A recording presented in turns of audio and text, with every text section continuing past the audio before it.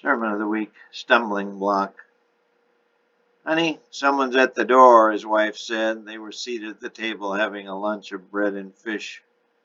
Just ignore them, they'll come back later, he said, chewing a particularly tough crust of bread. His wife ordered, No, go answer. Go answer the door. You do it, I'm hungry, he said, now choking on his bread. Honestly, she said, then got up and went to the door. She opened it and peered out at a rather tall man in a dark robe. Hello, my name is Zadok. I understand a diviner lives here. He pointed to the sign in the yard. Yes, my husband does that kind of work, she said. I wonder if I might visit with him. Is he home? He asked. Why, yes, please come in. She ushered him into the entryway of their home and went to get her husband. Soon her husband appeared, carrying his napkin. Are you a diviner? I saw your sign. The husband quickly wiped his face, realizing this was no ordinary customer. Yes, I am. Please come in and have a seat. He ushered the man into his living room. Now, what can I do for you? Do you wish a prediction, your fortune told, or what will happen next Tuesday? He smiled his biggest smile. Can I get you a drink? The man held up his hand. No. Do you do curses? That is, do you curse individuals or groups? The husband thought a bit, then stroked his chin. Well, I don't often get calls for that, but yes, I have pronounced curses in the past. But I must tell you, my fee for a curse is quite high, what you might call exorbitant. He chuckled as the word exorbitant came out. The tall man was unfazed. Do your pronouncements come true? Do they work? Sir, I can assure you that they all do. All but one, that is. In the 9th race at Cairo last year, it was the Pharaoh's Cup race. Well, I pronounced that the number 3 horse would win. But alas, he lost. He was in the lead, but as he was running, his forelegs snapped. It broke in half. Well, the gods intervened that day, but I assure you my pronouncements will work. Now, who would you like me to curse? Not at liberty to say right now, but I would like you to come to the palace tomorrow. Our king will tell you. I'll be there. What time? After lunch, say 2 o'clock. The next day, the husband got up early. He couldn't sleep anyway. It would be his first time to meet royalty, and his king, no less. He wondered who this king would want him to curse. He spent the morning appealing to his gods, using tarot cards and his magic board. He wanted to make sure he'd be ready and that his pronouncement, his curse, would work. However, nothing seemed to be working this morning. It was as if the gods and spirits had deserted him. However, he had decided on a price of 20 shekels, about a week's wages, and he walked out toward where his horse was.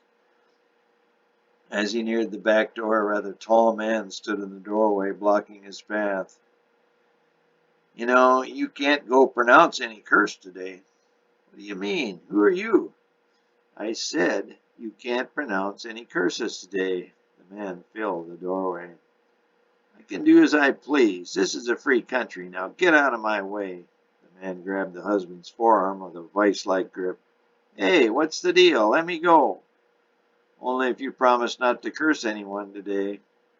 The husband nodded and the grip eased. In an instant the man was gone. The husband realized who he was dealing with and decided he'd better defy his king rather than defy this one. Over the next several days, Zadok returned daily, and finally the tall man with the iron grip returned.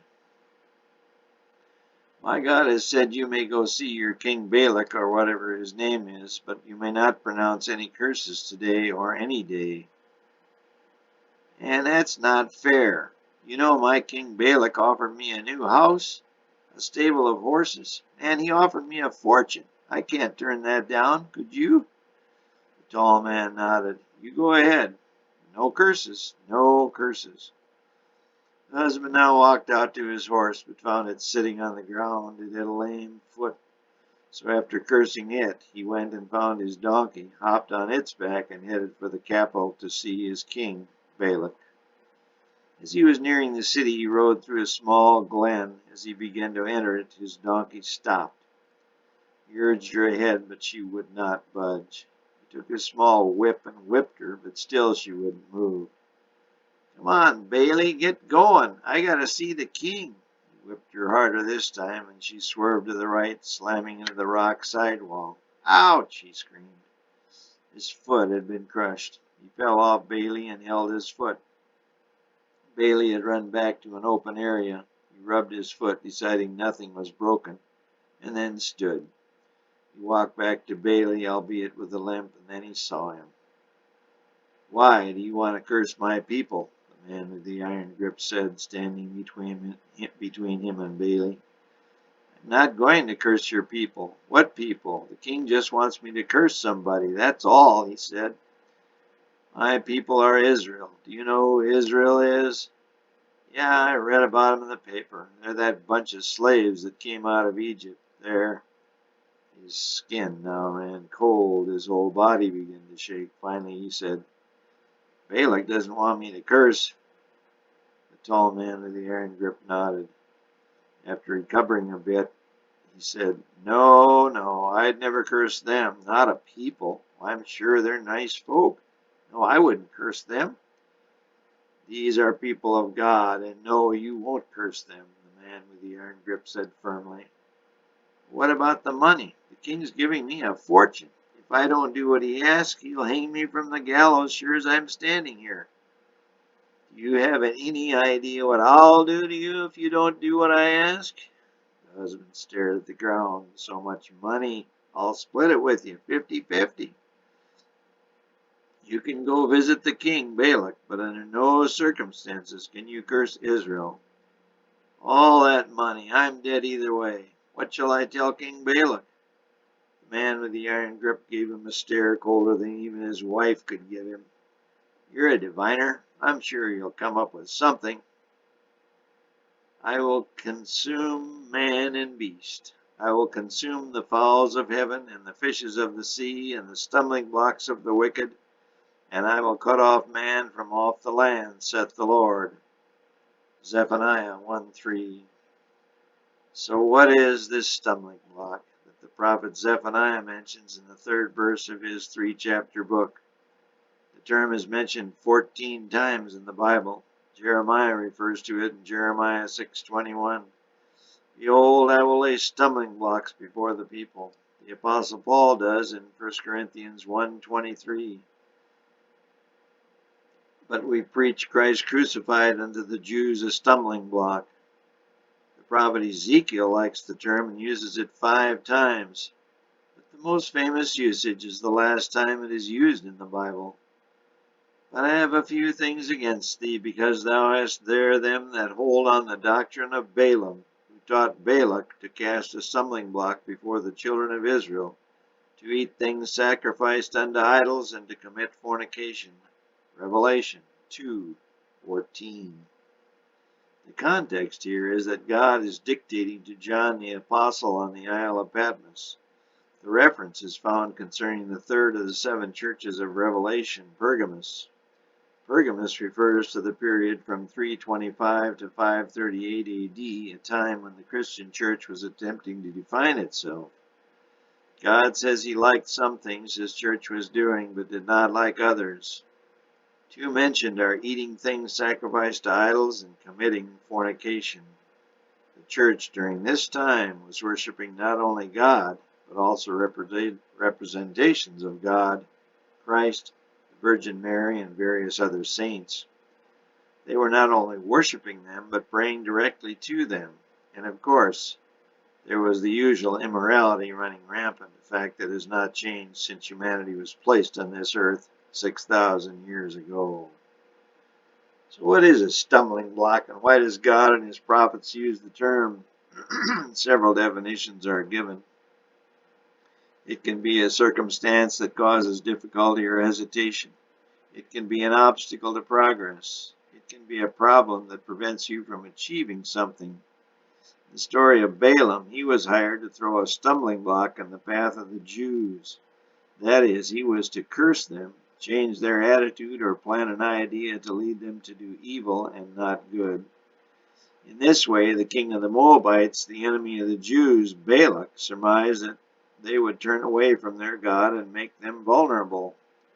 Balak knew that he could not defeat their God, but he also knew that if they abandoned their God, they and their country would be ripe for the picking. You must remember that in Zephaniah's time, around 620 BC, the known world was in real turmoil. The northern kingdom of the 10 tribes had been taken over about 100 years earlier by the Assyrians. Egypt, the other major world power, was on the wane, and rising up in the east was the kingdom of Babylon. In just a few years, Babylon would defeat the Assyrians at the Battle of Nineveh in 612 BC and become number one in the world. Daniel 2:38 says it all. Daniel, when speaking to Nebuchadnezzar, king of Babylon, says, "Thou art this head of gold." The prophecies of God are chillingly accurate. King Balak of Moab knew this. His country bordered the Dead Sea to the east and was not the pearl that the kingdom of Judea was. Judea was vastly rich and bordered the Mediterranean Sea as well as the Dead Sea and the Jordan River. Balak knew that the next kingdom to fall would no doubt be Judea, and before that happened, he wanted to grab whatever riches he could. So he tried to entice and eventually pay Balaam handsomely to do this. But of course, God was watching and intervened in his classic way. Zephaniah is number 9 in the line of minor prophets and lived during the reign of Josiah, the last good king of Israel. Josiah reigned from 640 to 609 BC and died in battle against the Egyptians. Zephaniah was a contemporary of the prophet Jeremiah, who mentions him several times in his book. Jeremiah refers to him as a priest and the son of Messiah, the priest.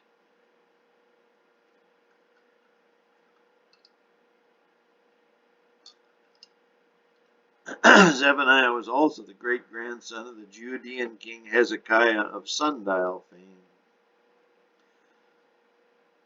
Zephaniah's prophecy rails against Judea and its corrupt and evil path. He predicts the destruction of Judea, which comes in 587 BC when Nebuchadnezzar takes Judea captive and marches them off to be slaves once again, this time in Babylon. Zephaniah states, "The great day of the Lord is near," in chapter 1, verse 14. But Zephaniah is not selective. After he's done yelling at Judea, he goes on to prophesy against other countries in the region. He says the Philistines on the Mediterranean coast will be destroyed. Finally, Goliath's relatives will get their due some 400 years after the shepherd boy slings the stone heard around the world. And Moab, Balak's country, will suffer the same fate. God will not forget what Balak and Balaam do to his people. He says Moab will be as Sodom, chapter 2, verse 9. We all know what happened to Sodom. Moab, the founder of this country, was born of the incestuous relations between Lot and his eldest daughter. It's one of the first places to be visited by the Israelites on their journey out of Egypt, and came under Babylonian rule when Nebuchadnezzar took over the world. When Babylon fell to Medo Persia, they assumed control in 535 BC. From this point on, the country of Moab is lost to history. However, it retains a few features to this day. Mount Nebo, the mountain on which Moses viewed the promised land, is there. Also, the castle of Kerak, a crusader stronghold, was there. It also displays an important role in the great movie Kingdom of Heaven. Zephaniah continues his tirade, citing Ethiopia and Assyria, accurately predicting its fall in 612 BC. And he will stretch out his hand against the north and destroy Assyria, and will make Nineveh a desolation and a dry lake like a wilderness, a fact still accurate to this day. The Bible is full of fact after fact, prediction after prediction, prophecy after prophecy. The accuracy is astounding, yet less than 50% of humanity believes it's true, nor do they believe in the true God. It is beyond any possibility that God does not run this world, yet very likely Only a few honestly and truly believe it or act on that belief. In fact, in 2348 BC, only 8 out of billions believed. And when God finally came to his world in the flesh, something that man could and did touch, they still would not believe. In fact, they got rid of God. They killed him. The irony is beyond any comprehension, but it too continues to this day. If Christ showed up today, he would suffer the same fate. The world would simply crucify him again. John the Revelator says as much as he prophesies of events to come and events that are happening right now in 2020 AD. Zephaniah carries on a long tirade of doom, not unlike all the other minor prophets. But at the end of his book, like all the other minor prophets, he plants a seed of hope. For then will I turn to the people a pure language. Zephaniah 3:9. This is without a doubt one of the most beautiful phrases in all the Bible. Zephaniah says that all humanity will speak the same language. Some 1,500 years earlier, God confounded human language. Genesis 11:9. After man built a tower to disbelieve and defy the true God, human language and communication was shattered into a vast number of languages and dialects. But God says that one day that curse will be no more. He goes on to say that he will restore the kingdom of Israel. Sing, O daughter of Zion, shout, O Israel, be glad and rejoice with all the heart, O daughter of Jerusalem. The Lord hath taken away thy judgments. Zephaniah 3:14-15. Zephaniah proceeds to indicate an even more wonderful event. The Lord thy God in the midst of thee is mighty. He will save. Zephaniah 3:17. In 516 BC, less than 100 years later, the Temple of Jerusalem is rebuilt, and in 408 BC, the walls of Jerusalem are rebuilt. All would stand for the next 400 years until Titus leveled Jerusalem in 70 AD. And of course, as God predicted here and throughout the Old Testament, he would show up, that is, appear live and walk the earth, meeting and talking to everyone he could. This happened in 4 BC. However, the world only tolerated his presence for how long? 33 years. They ended his walk in 31 AD. Hold thy peace at the presence of the Lord God, for the day of the Lord is at hand, for the Lord hath prepared a sacrifice. He hath bid his guests. Zephaniah 1:7. Can't be any plainer than that. God will come into the midst of humanity. He will ask all to come and visit him, yet he knows that they will kill him. However, he will not be swayed. He will still save them. He will still save you. What are your stumbling blocks? The world's full of them. Money, envy, jealousy, greed, idolatry, drugs, racism, crime, alcohol, denial. The list goes on and on. But of course, the greatest evil, the greatest stumbling block is pride. That is the one that got us all into trouble in the first place, and will continue us on the path until we realize one sure truth. God created us, he sustains us, he died for us, he saved us, and he wants to be with us. There is one song that says it all. What a friend we have in Jesus. John 15:13 reiterates this. Look it up. Take it to your heart. Do everything in your power to avoid stumbling blocks. Don't place any in the path of another. Think before you act. Of course, the world is full of non-preventable stumbling blocks as well. Disease, famine, natural disasters, and accidents are real. But you do what you can to eliminate these as well. The increase in stumbling blocks everywhere in our world is clearly evident. God is getting weary of having to deal with all this evil. His limitless patience is wearing thin. He will at some point in the near future have had enough. He will forever end all stumbling blocks, but to do so, he will have to use one of his own, just as Zephaniah says, and as Zephaniah repeatedly warns. You don't want to be in front of that one. Take some time to read the 12 minor prophets. Their message is all uniform and very clear. Believe in God, but if you don't, the consequences will be unimaginable. However, if you do believe, the rewards will be beyond your wildest dreams. You will sing, shout, and rejoice with all the heart.